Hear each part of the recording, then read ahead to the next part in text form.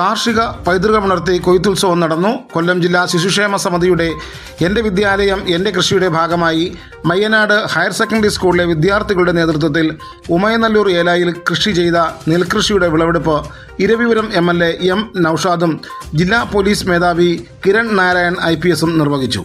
ജില്ലാ ശിശുക്ഷേമ സമിതി സെക്രട്ടറി അഡ്വക്കേറ്റ് D. ഷൈൻദേവ് അധ്യക്ഷത വഹിച്ചു. സ്കൂൾ പ്രിൻസിപ്പാൾ ദീപ സോമൻ സ്വാഗതം പറഞ്ഞു.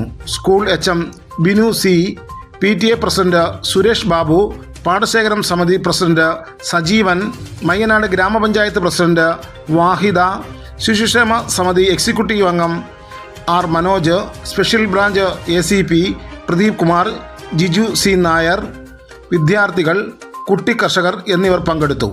നാടൻ വിഭവങ്ങൾ കുട്ടികൾ നൽകി. ചെണ്ടമേളം, പാളത്തൊപ്പി ധരിച്ച് കാർഷിക പൈതൃകമുണർത്തി കൊയ്ത്തുപാട്ട് എന്നിവ കുട്ടികൾ അവതരിപ്പിച്ചു. News desk, express news.